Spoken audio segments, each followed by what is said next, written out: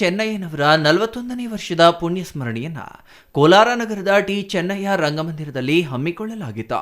ಈ ವೇಳೆ ದಿವಂಗತ ಟಿ ಚೆನ್ನಯ್ಯನವರ ಭಾವಚಿತ್ರಕ್ಕೆ ಪುಷ್ಪಾರ್ಚನೆ ಮಾಡಿ ಉದ್ಘಾಟಿಸಿ ಮಾತನಾಡಿದ ಸಂಸದ ಮಲ್ಲೇಶ್ ಬಾಬು, ಟಿ ಚೆನ್ನಯ್ಯ ಅವರು ಸ್ವಾತಂತ್ರ್ಯ ಹೋರಾಟಗಾರರು, ಸಂವಿಧಾನ ರಚನಾ ಸಭೆಯ ಸದಸ್ಯರು, ಗಾಂಧಿವಾದಿಗಳು ಮತ್ತು ಕೆಂಗಲ್ ಹನುಮಂತಯ್ಯನವರ ಸರ್ಕಾರದಲ್ಲಿ ಮಂತ್ರಿಯಾಗಿದ್ದವರು.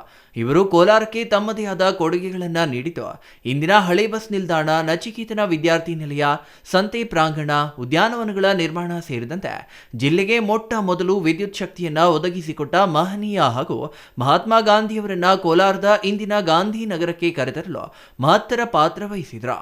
ಇಂತಹ ಮಹನೀಯ ವ್ಯಕ್ತಿಯನ್ನ ಸ್ಮರಿಸುತ್ತಾ ಪ್ರತಿ ವರ್ಷ ವಿವಿಧ ಕಾರ್ಯಕ್ರಮಗಳನ್ನು ರೂಪಿಸುವುದರ ಮೂಲಕ ಜಿಲ್ಲೆಯ ಜನತೆಗೆ ಹಾಗೂ ಇಂದಿನ ಯುವ ಪೀಳಿಗೆಗೆ ಅವರ ಆದರ್ಶಗಳನ್ನು ತಿಳಿ ಹೇಳಬೇಕಾಗಿದೆ ಎಂದರು. ಎಲ್ಲ ಪಾಯಿಂಟ್ಸ್ ಹಾಕಿಕೊಟ್ಟಿದ್ರು ಇವೆಲ್ಲ ನನಗೆ, ಆದರೆ ಆ ಕಿರುಚಿತ್ರದಲ್ಲೆಲ್ಲ ಹೇಳಿಬಿಟ್ಟಿದ್ದಾರೆ. ಇದಕ್ಕಿಂತ ಜಾಸ್ತಿ ಏನು ಹೇಳಕ್ಕೆ ನನಗೆ ಇದಿಲ್ಲ. ಬಟ್ ಎಲ್ಲೋ ಒಂದು ಕಡೆ ನನಗೆ ಅವ್ರನ್ನ 41 ವರ್ಷ ಆದ್ಮೇಲೆ ಇವತ್ತು ಈ ಪ್ರೋಗ್ರಾಮ್ ಮಾಡ್ತಾರದು ಅದೊಂದು ನನಗೆ ಬೇಜಾರಾಗುತ್ತೆ. ಯಾಕಂದ್ರೆ ವರ್ಷನೂ ಅವರು ಸಾಧನೆಗಳು ಏನು ಮಾಡಿದಾರೋ ಅದನ್ನೇ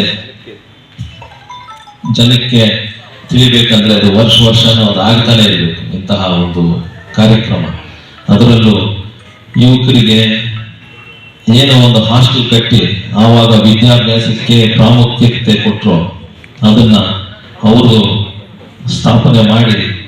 ಈಶ್ವರ್, ಸಿಟಿವಿ ನ್ಯೂಸ್, ಕೋಲಾರ.